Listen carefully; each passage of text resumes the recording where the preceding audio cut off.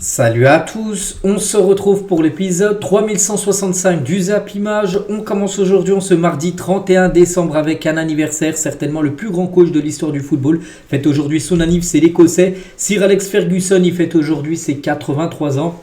Lui qui a remporté à la tête de Manchester United 13 fois la Première Ligue, 2 Champions League, 5 FA Cup, 4 League Cup et une Coupe du Monde des clubs. Donc il a passé 26 ans sur le banc de Manchester United. Il a remporté 13 fois la Première Ligue, c'est-à-dire une année sur deux remporté l'APL. Donc depuis son départ, il y a une dizaine d'années, c'est très compliqué bien sûr pour Manchester. Donc bon anniversaire bien sûr à Ferguson. Et tiens, on va parler de son ancien club parce qu'il suit encore énormément bien sûr les résultats de Manchester United. Et actuellement c'est une catastrophe cette équipe qui s'est de nouveau inclinée hier soir en Première Ligue. 2-0 contre Newcastle. Donc les deux buteurs, Alexander Isak et Joelinton, 2 buts inscrits en tout début de match. Au bout de 20 minutes de jeu, il y avait déjà 2-0 après le score. N'a plus bougé. Donc voici les statistiques. Donc Manchester, c'est 10 tirs, une frappe cadrée seulement et 9 tirs hors cadre. C'est pas possible quand tu sais tous les attaquants qu'il y a du côté de Manchester. Donc Newcastle beaucoup plus efficace. Bon, 2 tirs de plus, mais 4 tirs cadrés, 2 buts. Voilà, ça suffit bien sûr pour gagner le match. Et c'est vrai que Ruben Amorim, le coach, nouveau coach de cette équipe qui a pris l'équipe là il y a à peu près un mois et demi, et ben c'est compliqué ses débuts. Donc en tout, ça fait 11 matchs qu'il a. C'est le coach de Manchester. Donc déjà 6 défaites, 4 victoires et un match nul. Voilà, le bilan n'est pas du tout bon, bien sûr, pour l'ancien coach du Sporting qui perd jamais du côté du Sporting. Donc là, il a déjà 6 défaites en 11 matchs dans son nouveau club. Et surtout, Manchester reste sur 4 défaites d'affilée contre Tottenham, Bournemouth, Wolverhampton, Newcastle. C'est des équipes normalement à la portée de Manchester United. Ils ont tout perdu. Et surtout sur les 3 derniers matchs, ils n'ont pas marqué le moindre but. Et ils en prennent beaucoup des buts. 4 contre Tottenham, 3 contre Bournemouth et 4 contre Wolverhampton et Newcastle cumulés. Donc voilà, ça, tu marques pas, tu prends beaucoup de buts. C'est une catastrophe actuellement, cette équipe. Et surtout, quand on sait le prochain match, donc là c'est les 4 derniers résultats. Donc les 2 prochains matchs, 2 déplacements hyper compliqués à Liverpool, donc ça sera le 5, donc c'est dimanche prochain, Liverpool-Manchester. Liverpool, on sait qu'ils sont intraitables, ils ont mis un 5-0 à West Ham il y a quelques jours, donc ils recevront Manchester United, puis après un déplacement à Arsenal. Voilà, 2 déplacements très compliqués. Ça se peut que la série se poursuive à 6 défaites d'affilée pour Manchester United, parce que je ne les vois pas aller s'imposer à Liverpool ni Arsenal, qui est pour moi actuellement bien supérieur au Red Devils. Et Ruben Amorim, après cette nouvelle défaite de Manchester United, qu'est-ce qu'il pense de tout ça? Il a dit: nous luttons pour notre survie. Je comprends que les gens ont beaucoup de difficultés, car ils ont passé 2 ans à jouer d'une seule façon. Je dois vendre Moundé, j'en ai pas d'autre. Lui, il a sa façon de jouer. Bon, ça marchait au Sporting, ça marche pas pour l'instant du côté de Manchester. Ça marchera peut-être dans le futur, mais est-ce qu'il sera encore longtemps en place si bien sûr les résultats continuent à être pas bons pour lui? Je ne sais pas. Bon, pour l'instant il n'est pas menacé, mais voilà, on pense les 2 prochains matchs, il y a peut-être 2 défaites. Et voilà, c'est à 2 défaites en plus. Là il y aura peut-être des rumeurs sur un départ déjà de Ruben Amorim, ce serait quand même fou. Et triste record quand même pour le coach portugais. Donc Manchester United a désormais encaissé 18 buts, toutes compétitions confondues en décembre. 18 buts pris sur ce mois de décembre. Donc ce plus grand nombre de buts pris en un seul mois depuis mars 1964. Sur un mois en gros ils ont pris 18 buts. La dernière fois c'était en mars 64 qu'ils avaient pris autant de buts. Voilà, donc c'est une équipe qui ne marque pas et c'est une équipe qui prend beaucoup de buts. La preuve avec cette statistique catastrophique pour les Red Devils. Et il a beau crier Ruben Amorim, il ne trouve pas la solution. Pourtant, il a encore fait des choix forts, les gars, parce qu'au bout de 32 minutes de jeu hier, lors de cette rencontre, il a remplacé Zirkzee pour faire rentrer Kobbie Mainoo. Il n'est pas blessé. Normalement, les remplaçants se font toujours en deuxième période, ou à voir à la mi-temps, vraiment. Mais en première mi-temps, c'est plutôt rare. Voilà, 32e, il a fait sortir un joueur pour en remplacer un autre parce qu'il n'était pas du tout bon, Zirkzee. Donc, il est parti directement au vestiaire, Zirkzee, puis il est revenu s'asseoir. Mais était dégoûté, les gars. On peut voir qu'il était quasiment en larmes quand il est rentré au vestiaire après avoir été remplacé, parce qu'il sait qu'il a été catastrophique pendant la première demi-heure de jeu. Désolé, on va parler aussi de Marcus Rashford, parce que là il était dans le groupe. Les 4 derniers matchs, il n'était même pas sur le banc. Là il était dans le groupe. Il était sur le banc, mais il n'a pas joué. Voilà, donc ça fait comme 5 matchs de suite qu'il n'a pas joué une seule minute. Le joueur Marcus Rashford qui devrait partir de Manchester United en janvier prochain. Et pour Casemiro, que c'est compliqué. On se souvient de la grandeur du joueur il y a quelques années au Real Madrid. Et c'est vrai que du côté de Manchester, les gars, c'est depuis son arrivée, il y a au moins 2-3 ans, c'est l'ombre de lui-même. Les gars, il n'arrive plus du tout. Casemiro, ça sent aussi le départ, lui, l'été prochain. C'est l'un des plus gros salaires comme Casemiro du côté de Manchester United. Et côté Newcastle, donc victoire tranquille, 2-0 avec un but d'Alexander Isak. Et Isak, lors de ses 6 derniers matchs de Première Ligue, donc contre Manchester buteur, Aston Villa le match d'avant, buteur. Ipswich, il a marqué un triplé. Le match avant, Leicester, un but, une passe D. Ensuite, un but. Liverpool, un but, une passe D. Voilà, tous les matchs. Est-ce que c'est le meilleur numéro 9 actuellement au monde? Certainement. Il y a des autres 9, comme Haaland, tout ça, qui n'arrive plus trop à marquer. Peut-être le meilleur 9 actuellement au monde, c'est l'attaquant suédois. On continue avec deux autres rencontres en Première Ligue. Et surprise, parce que l'équipe promue de Ipswich s'est imposée contre Chelsea 2-0. Donc, pas un bon résultat pour Chelsea. Surtout que Chelsea, les gars, a perdu le dernier match contre Fulham 2-1 où ils gagnaient 1-0. Ils ont pris 2 buts en toute fin de rencontre. En gros, ils ont pris 1 point. Et le match d'avant, ils avaient fait un nul contre Everton. En gros, ils ont pris 1 point sur 9 possibles. Donc là, ils ont lâché beaucoup de points de Chelsea.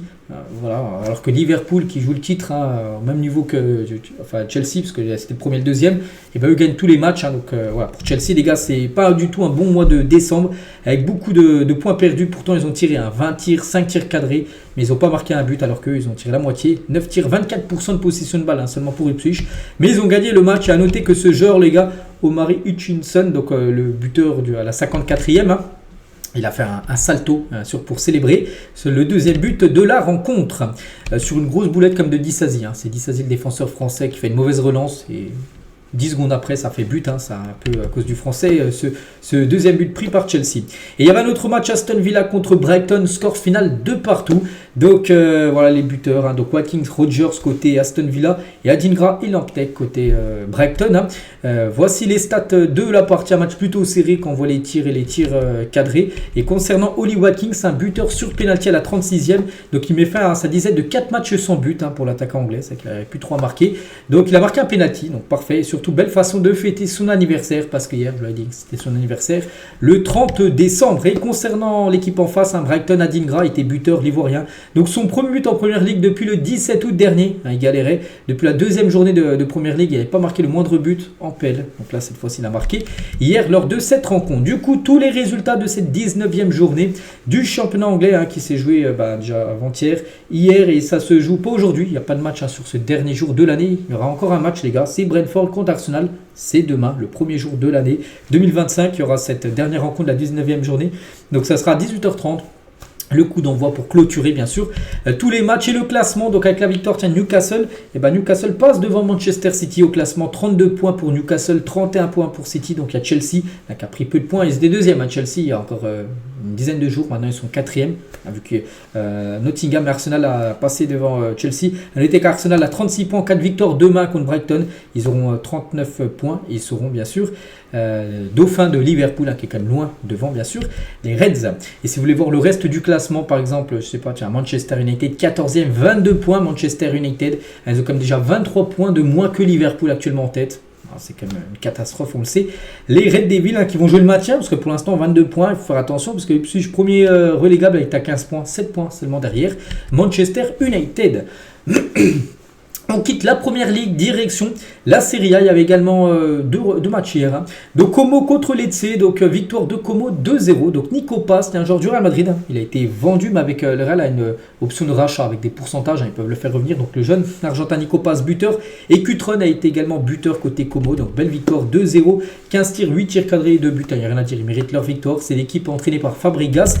Et à noter que Del Ali était présent lors de cette rencontre, parce que Del Ali actuellement sans club, mais il s'entraîne avec Como. Donc là, vu que son équipe, même s'il n'a pas de contrat, mais ses copains d'entraînement jouaient, il est parti assister bien sûr à l'entraînement. Donc il pourrait bien sûr signer un contrat avec Como jusqu'à la fin de saison.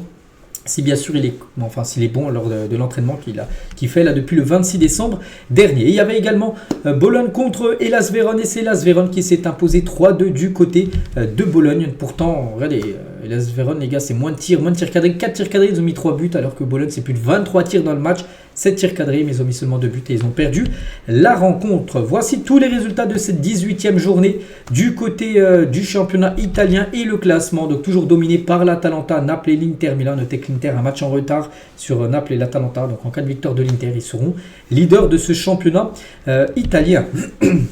On va parler également de Neymar, parce qu'il a joué hier, Neymar, et ça faisait longtemps qu'il n'avait pas joué un match.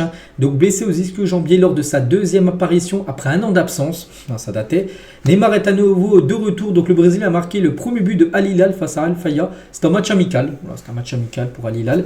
Et il a joué, il a marqué. On peut le voir, il est en train de lever les bras. Il vient juste de marquer le Brésilien. Donc voilà, c'est un match amical, mais voilà, Neymar a pu rejouer un match de foot. On continue avec d'autres infos, on va parler de Tottenham, et avec 51 points pris sur l'année 2024 en Première Ligue.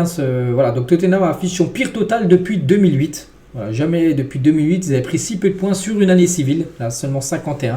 Donc voilà, encore bien sûr une mauvaise année pour l'équipe des Spurs.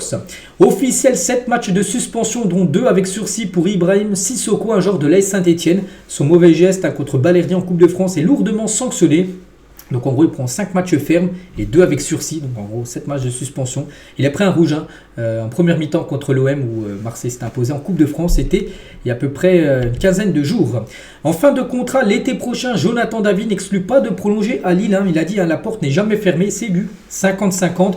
Comme le président l'a dit à plusieurs reprises, il y a des discussions, on parle et après, aucune décision n'est prise. On est en train de parler. Voilà, donc ça serait bien sûr une super nouvelle pour Lille si son attaquant vedette, Jonathan David, venait à prolonger. Parce que pour l'instant, il est en fin de contrat. Donc il a dit, le genre c'est du 50-50. Il peut prolonger, mais il peut également partir libre en fin de saison. Il prendra sa décision là très prochainement. On va parler de Riyad Boudebouz, donc un joueur algérien. Conseille Aklouche et Cherki sur leur choix de sélection parce que les deux ne savent pas s'ils veulent jouer pour l'équipe de France ou pour l'équipe algérienne. Donc Boudebouz, il a dit, j'ai juste envie de leur dire, faites le choix du cœur et surtout décidez vous-même et ne laissez personne influencer ce que vous ressentez au fond de vous. Il ne faut pas écouter les autres ce qu'ils disent. Voilà, c'est vous, si tu veux jouer pour la France, tu joues pour la France. Si tu veux jouer pour l'Algérie, tu joues pour l'Algérie en gros. Il faut que ça vienne du cœur. C'est pas les autres de te dire tu dois jouer pour quelle sélection. On va parler d'un destin tragique. C'est ce joueur russe, donc l'ancien joueur russe, Alexei Bugaev, est mort pendant la guerre en Ukraine après avoir été envoyé sur le front pour réduire sa peine de prison. Il avait été condamné pour trafic de drogue. Donc en 2004, donc il y a 20 ans, il avait joué l'Euro avec la Russie. On peut voir une photo, lors de l'Euro avec ce ballon, je me souviens, cet Euro qui s'est joué au Portugal. Et voilà, cet ancien footballeur est décédé. Il a fait la guerre en Ukraine. Donc voilà, une tragédie. Le Betis Séville veut relancer Anthony, donc le joueur de Manchester United. Le club envisage de demander un prêt pour la deuxième partie de saison. On verra s'ils accepteront ou non. Manchester United. On va parler de TJ Savanier, donc auteur d'une sortie malheureuse en Coupe de France pour laquelle il s'est excusé, le capitaine de Montpellier, pour être sanctionné financièrement. Souvenez-vous, il y a quelqu'un qui lui avait dit voilà, ça fait quoi des derniers de la Liga? Il a dit pas grave parce que moi je touche 210 000 € par mois et du coup il va être sanctionné financièrement, voilà, par rapport à ce qu'il a dit par son club de Montpellier. Donc il devra aussi surtout retrouver son meilleur niveau parce que lors des derniers matchs il n'est pas super bon, Savanier, pour tirer enfin les siens vers le haut parce que Montpellier actuellement c'est une situation très compliquée, dernier actuellement du championnat de Ligue 1. Officiel, Sergio Conceição est le nouvel entraîneur de l'AC Milan jusqu'en 2026. On en a parlé hier que Paulo Fonseca c'était fini. Après le match nul avant-hier contre l'AS Roma, nouveau coach et du coup on se doutait que cette pluie, ça y est, c'est officiel.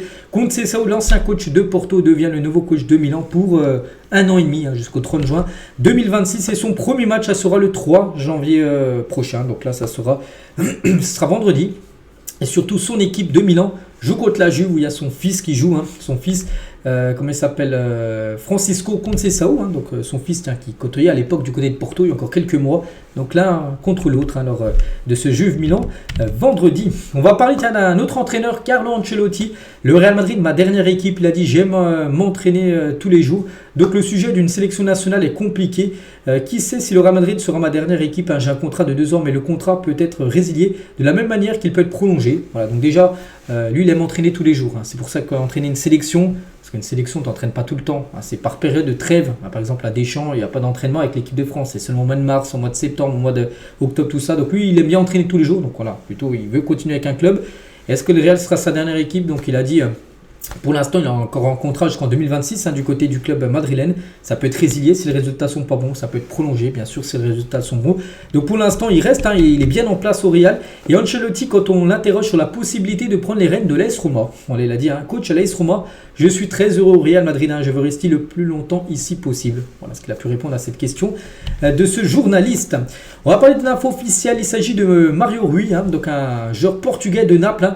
Et ben c'est fini. Voilà, Rui et Naples se sont entendus sur une résiliation de contrat. Le Portugais est libre à 33 ans. Lucas joue quand même plus de 227 matchs du côté du Napoli.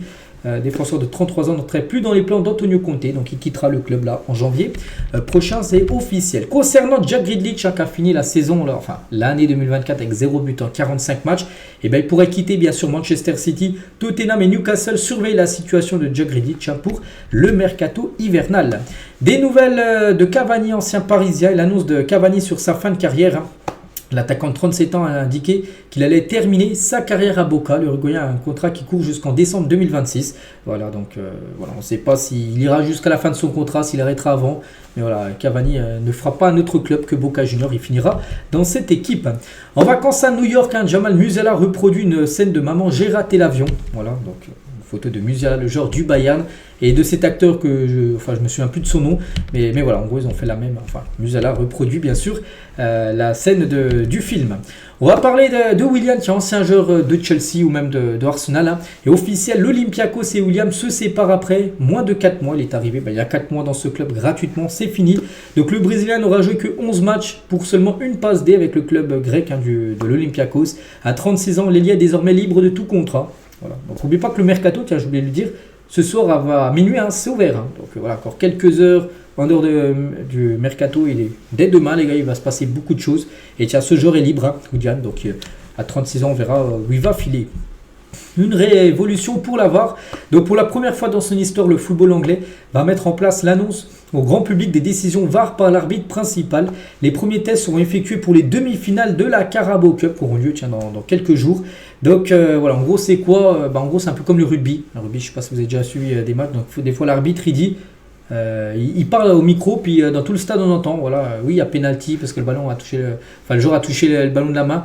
Donc en gros ça sera dit dans tout le stade en gros. Ça va être essayé déjà pendant les demi-finales et si c'est concluant, après ça pourrait se mettre en vigueur du côté du championnat de Première Ligue. C'est comme une révolution comme ça, parce qu'on en saura beaucoup plus maintenant quand on est dans les stades. Officiel, Kylian Mbappé est élu joueur du mois de décembre au Real Madrid. Un choix entre ces 5-là et c'est Mbappé. N'oubliez pas que c'est Bellingham qui a remporté le prix du joueur du mois de décembre en Liga pour toutes les équipes. Et au Real Madrid, c'est Mbappé qui a remporté ce prix, déjà son deuxième prix du joueur du mois du côté du Real. Il a remporté le prix au mois de septembre et pour le mois de décembre. Et en parlant de Mbappé et ses copains du côté du Real, retour à l'entraînement pour les Madrilènes, c'était hier, le 30 décembre, hier lundi. Quelques photos de l'entraînement. Mbappé, Fede Valverde, Thibaut Courtois, même Vini Junior. Donc voilà, tout le monde était présent. Donc prochain match du Real Madrid, c'est dès vendredi. Vendredi, il joue un match en retard contre Valence. Ce match qui aurait dû être joué il y a à peu près 2 mois, mais qui a été reporté à cause des inondations. Donc ça sera vendredi soir cette rencontre. Et en parlant de Vini Junior, Vini les gars, bonne nouvelle parce qu'il devient le footballeur le mieux payé du Real Madrid. Après avoir remporté le trophée The Best, Vini voit son salaire monter à 20 millions d'euros par an pour les 2 dernières années de son contrat. Il a un contrat jusqu'en 2026. Donc le salaire du Brésilien ne cesse de grimper en flèche. Donc 4,7 millions d'euros par an avant sa prolongation de contrat en 2022. Donc 15 millions d'euros jusqu'à cette saison et 20 millions d'euros dès la saison prochaine. Vini et le Real Madrid discuteront d'ailleurs d'une prolongation de contrat cet été avec un salaire qui pourrait de nouveau grimper. Parce qu'en gros, il avait des bonus en gros dans son contrat. S'il remportait par exemple un trophée, le Ballon d'Or ou le trophée The Best, son salaire a augmenté. C'était un bonus en gros qui déclenchait dans son contrat. Il a remporté le trophée The Best et du coup c'est le joueur le mieux payé du côté du Real Madrid devant Kylian Mbappé. Toujours avec le Real parce que ce joueur devrait débarquer au Real Madrid. Voilà, donc ça serait l'été prochain, ça va pas être là cet hiver. Donc le dossier Alexander-Arnold au Real Madrid progresse vite. Donc sa signature pourrait être bouclée dès janvier avec un préaccord, avec une arrivée prévue cet été gratuitement après la fin de son contrat avec Liverpool. Parce que les joueurs qui rentrent dans leurs 6 derniers mois de contrat peuvent signer un préaccord avec leur futur club. Et ça devrait être le cas pour Alexander-Arnold avec le Real Madrid. Un transfert officiel, tiens, on en avait parlé ces derniers jours, ça s'est fait officiel. Anthony Lopez quitte Lyon et s'engage avec le FC Nantes. Le Portugais signe un contrat de 6 mois plus 2 ans en option. Donc voilà, il signe jusqu'à la fin de saison. Et s'il est bon avec Nantes sur ses deuxièmes parties de saison, Nantes pourra l'avoir encore 2 ans de plus. En gros, ils lèveront les 2 années en plus. Donc voilà, Lopez officiel, on peut le voir déjà avec le maillot bien sûr des Canaries. Il aura le numéro 16 dans le dos. Le gardien portugais qui a pratiquement pas gaulé cette saison parce qu'il y a Lucas Perry maintenant, le gardien numéro 1 du côté de l'OL. Mais à Lyon quand même, c'est une légende, enfin j'espère pour le club lyonnais, parce qu'il est arrivé qu'en juillet 2011, il a passé quand même 13 ans du côté de Lyon, Anthony Lopez.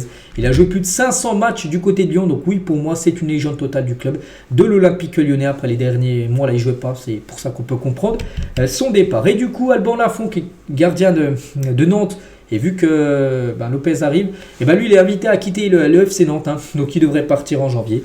Alban Lafont parce qu'il ne jouera plus vu que Anthony Lopez débarque du côté des Canaries. Toujours avec un gardien de but, c'est Brice Samba, pousse pour rejoindre Rennes. On en parle aussi depuis quelques jours que le gardien lensois veut rejoindre le Stade Rennais. Donc lui veut rejoindre Rennes, Rennes le veut, mais c'est Lens pour l'instant qui bloque. Hein. Lens refuse pour l'instant de vendre son capitaine. Ils ne sont pas du tout chauds à le vendre, donc ils cherchent déjà un remplaçant. Avant de lâcher, bien sûr, Brice Samba. Et un autre joueur devrait débarquer à Rennes, hein, c'est Seko Fofana au Stade Rennais. Here we go, hein, le slogan de Fabrizio Romano. Montant du transfert, 20 millions d'euros. Normalement, ça devrait être bouclé demain, lors du premier jour du mercato hivernal. Donc, il devrait faire son retour en Liga. Seko Fofana, c'est comme un gros coup hein, quand même pour le Stade Rennais, parce qu'on sait bien sûr la qualité du joueur. Hein, et c'est pas fini à Rennes, hein, après Brice Samba, après Seko Fofana, où lui, c'est quasiment fait. Il y a aussi, le Stade Rennais vise aussi Joris Chotard pour remplacer Baptiste Santamaria qui devrait quitter Rennes hein, sur ce mercato. Donc Montpellier estime son milieu à 6, voire 7 millions d'euros. Donc ce joueur pourrait débarquer également à Rennes sur ce mercato hivernal. On revient 2 ans jour pour jour en arrière, c'était le 31 décembre 2022 et un certain Cristiano Ronaldo signait du côté d'Al Nasser en Arabie Saoudite. Hein, ça avait été une bombe dans le foot parce que il quittait l'Europe pour rejoindre un championnat mineur, le championnat saoudien. Donc depuis, il a joué quand même 88 matchs hein, du côté du championnat saoudien pour 79 buts. Hein. Oui, c'est une réussite. Voilà, Cristiano Ronaldo du côté de l'Arabie Saoudite. Et tiens, Adil Rami, hein, il achève CR7 parce que Ronaldo, il y a quelques jours, hein, lors des Globe Soccer Awards, hein, c'était mardi dernier, il disait que la Ligue 1, que la Saudi Pro League était meilleure que la Ligue 1, tout ça. Donc Adil Rami il a dit un CR7 on a beau l'aimer mais c'est pas parce qu'il a fait une carrière de fou dès qu'il dit un truc que c'est la vérité hein. Les mecs en Arabie Saoudite ils sont en surpoids, ils s'en battent ils mangent des McDo tous les jours. Viens en surpoids en France hein, tu verras combien de temps tu fais, vous vous rendez pas compte du niveau de la Ligue 1. Voilà ce qu'il a pu dire Adil Rami. Puis lui a évolué en Ligue 1, il a joué à Marseille, il a joué à Lille bien sûr dans le passé, donc il sait que la Ligue 1 c'est un championnat très fort hein, donc c'est pas que Ronaldo a fait une magnifique carrière, que tout ce qu'il dit est vrai. Hein. Et Adil Rami aussi sur CR7, sur son live Twitch, parce qu'il a fait ça sur Twitch. Hein. Depuis 2 ans, tu mets Cristiano Ronaldo en Ligue 1, il se fait manger. En gros, il n'a pas le niveau hein, pour jouer en Ligue 1. Cristiano Ronaldo sur les 2 dernières années hein, pour Adil Rami. Et toujours avec Cristiano Ronaldo, on parlait il y a 2 ans, jour pour jour, il était à Al Nasser. Et peut-être fin de saison, il partira parce que il rentre dans ses 6 derniers mois de contrat, le 30 juin prochain, il est en fin de contrat avec Al Nasser. Le Portugais libre l'été prochain donne sa priorité à une équipe saoudienne pour remporter le titre, mais pourrait se trouver un nouveau défi ailleurs. Voilà, donc il pourrait rester dans le championnat saoudien, mais changer d'équipe. On pense peut-être au club d'Al Hilal, hein, qui remporte tous les trophées du côté... parce qu'Al Nasser, son club, il marque beaucoup tout ça, mais il remporterait Al Nasser, alors qu'Al Hilal est plus fort que l'équipe de CR7. Donc pourquoi pas un transfert de Cristiano Ronaldo à Al Hilal pour remporter de nouveau des titres, hein, parce qu'Al Nasser, il remporte que dalle.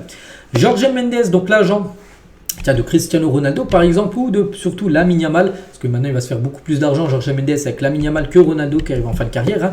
Donc il se prononce sur l'avenir de Lamine Yamal. Hein. Donc les supporters du Barça peuvent être tranquilles. Hein. Le meilleur jeune joueur du monde et futur meilleur joueur du monde va bien prolonger avec le Barça. Je ne sais pas quand, mais ça va se faire. Voilà, normalement ça sera l'année prochaine, l'année 2025, où il devrait prolonger jusqu'en 2030 son contrat du côté du FC Barcelone. Demiral Gray a informé Al Ettifaq de son envie de partir dès le mois prochain. L'Elia est attiré par l'intérêt de Fulham. Il aimerait partir du côté du championnat de Première Ligue. Hein. Ce joueur est actuellement du côté du championnat saoudien. Tiens, des nouvelles d'Antoine Griezmann. Décision d'ici la fin mars hein, pour Griezmann. Donc Antoine Griezmann décidera de son avenir d'ici la fin du mois de mars. Il lui reste encore une année de contrat. Donc il lui reste encore jusqu'en 2026, 30 juin 2026, son contrat à l'Atlético. Mais l'Atlético lui a assuré qu'il respecterait sa décision. Et s'il voulait, par exemple, quitter l'Atlético dès l'été 2025, il partirait. L'Atlético dirait oui, vu que c'est une légende du club et il a le droit de tout faire en gros Griezmann. Donc la MLS bien sûr est le rêve de Griezmann. S'il décide de partir, l'Atlético sera son dernier club européen. Voilà, c'est sûr de toute façon qu'il ne signera pas dans une autre équipe européenne, mais devrait rejoindre le championnat américain. Des nouvelles aussi de Federico Chiesa. Les dirigeants de l'Atalanta sont entrés en contact avec le représentant du joueur italien pour un prêt de 6 mois avec option d'achat pour la deuxième partie de saison, parce qu'à Liverpool il joue quasiment jamais bien sûr Chiesa. Donc Liverpool est ouvert à un départ de son attaquant italien, lui qui cherche du temps de jeu, parce qu'à Liverpool avec les Salah, les Cody Gakpo, tout ça, les Luis Diaz, il joue quasiment jamais, donc il pourrait retourner en Italie à l'Atalanta. Je pense que ce serait une très bonne équipe hein, pour Federico Chiesa. Toujours avec Liverpool, on va parler de Mohamed Salah, et Salah désormais dépassé Samuel Eto'o au but et passe D en carrière. Ça là les gars, c'est 554 buts et passes D cumulés. Et Eto'o les gars, c'est un très grand attaquant bien sûr camerounais, lui c'était 550, donc il a déjà fait mieux en gros, alors que sa carrière n'est pas finie bien sûr, à Mohamed Salah. On va parler de Corentin Tolisso, joueur de l'Olympique Lyonnais, mais peut-être sur le départ, c'est qu'il fait une grosse saison comme Corentin Tolisso. Et c'est Brighton, les gars, qui s'est renseigné sur la situation de Tolisso. Le Français se sent bien à Lyon et ses revenus ne sont pas non plus à la portée de tout le monde. 600 000 euros par mois, prime comprise, qui touche comme du côté de l'OL, Corentin Tolisso. On va parler de ce joueur, Anthony Elanga, donc un joueur de 22 ans qui compte 20 buts et passes D en première ligue depuis qu'il a quitté Manchester pour Nottingham à l'été 2023, c'est qu'il y a 1 an et demi. Donc il quittait Manchester parce que en gros il n'avait pas de temps de jeu pour rejoindre Nottingham, et depuis les gars, et ben sur cette période depuis en gros qu'il a quitté Manchester, donc il fait mieux que Garnacho, 15 buts et passes D cumulés, que Rashford, 14 buts et passes D, Özil ou même Anthony. Donc en gros Manchester United a laissé partir ce joueur de 22 ans, Elanga, attaquant suédois. Voilà, pour recruter peut-être d'autres joueurs qui font gros pire en gros que les stats maintenant qu'il a du côté de Nottingham Forest en première ligue.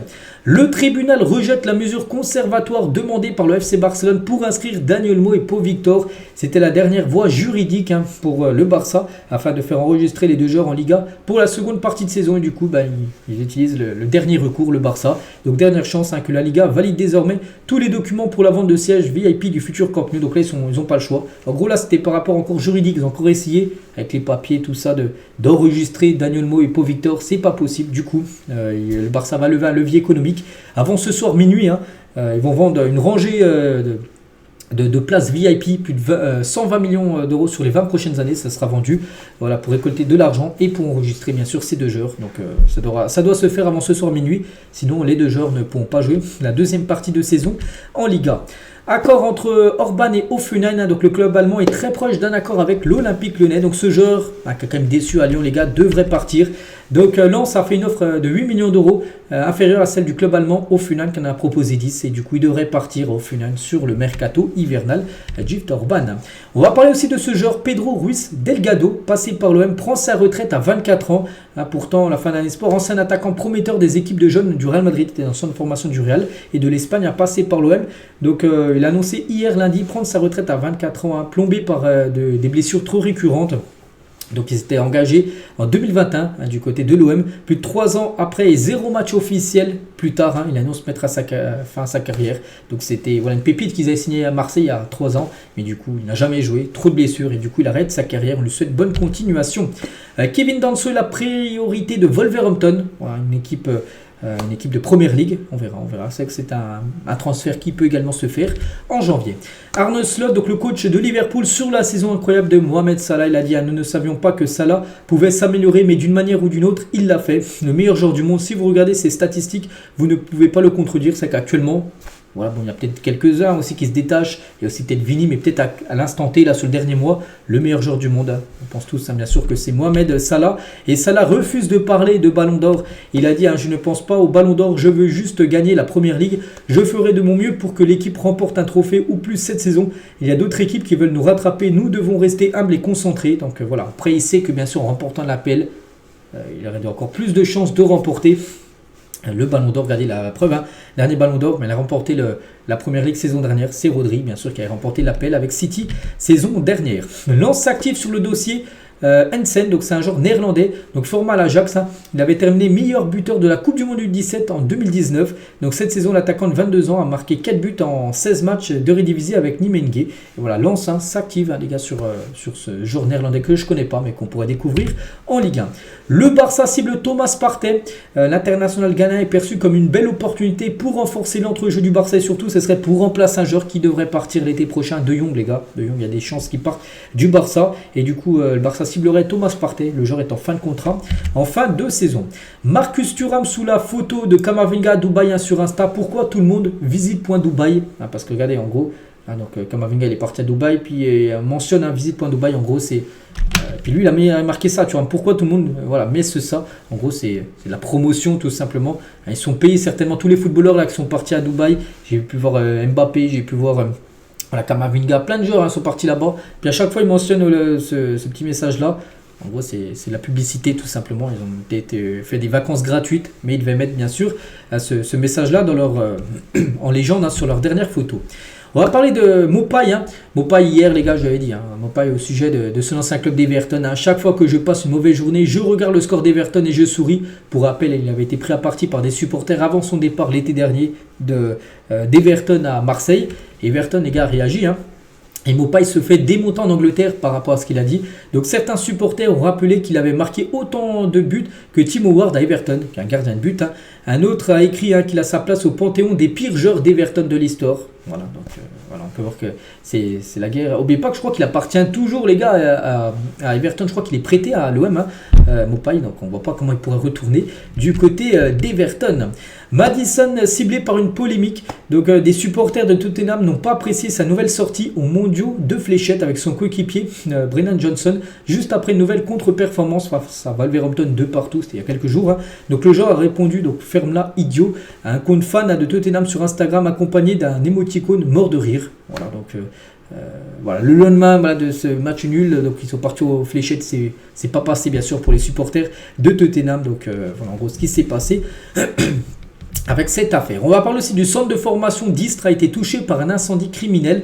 Une détonation provenant d'un véhicule a eu lieu samedi vers 4h du matin. Certaines chambres de genre sont devenues inhabitables et les criminels ont pu prendre la fuite. Voilà ce qui s'est passé. On envoie beaucoup de force au centre de formation d'Istres, qui est une équipe qui a encore quelques années, il y a peut-être une dizaine d'années, évolué quand même en première division française. Jack McCarthy, donc un journée en 2002, est le nouveau petit chouchou de Pep Guardiola. Il fait partie d'une génération incroyable que nous avions ici, donc Romeo Lavia, qui a depuis quitté le club, Cole Palmer, qui a quitté le club pour la Chelsea, Morgan Rogers, Liam Delap, donc James, donc était capitaine de cette génération. Donc je n'ai jamais eu aucun doute sur lui. Il n'a pas raté une seule chose contre Leicester lors du dernier match, victoire 2-0. Il est tellement mature, donc voilà ce qu'il pense tout simplement de son tout jeune joyau. Et on finit avec toujours Pep Guardiola. Il a fait comme une grosse bourde. Pourquoi? Parce qu'après la victoire de City avant-hier contre Leicester, Guardiola a déclaré qu'Erling Haaland venait de devenir père, alors que le joueur ne l'a même pas encore annoncé. Et c'est Guardiola en gros qui a grillé la mèche. Il est devenu père pour la première fois ces derniers jours, qui a suscité beaucoup d'émotions, alors que Haaland ne l'a encore toujours pas dit officiellement. Il n'a rien dit sur ses réseaux sociaux qu'il avait eu un enfant. Voilà, c'est en gros Guardiola qui l'a dit. Il a certainement fait une bourde. Donc voilà les gars, et on félicite bien sûr Erling Haaland avec sa copine. Donc voilà les gars ce qu'il y avait à dire aujourd'hui. J'espère que ça vous a plu. Voilà ce dernier Zapimage de l'année 2024. Donc nous on se retrouve dès demain les gars. Demain, premier jour de l'année 2025. On se retrouve bien sûr pour un nouveau numéro. Je vous souhaite une très bonne journée et à demain. Et surtout, bon réveillon ce soir et faites attention à vous. À demain.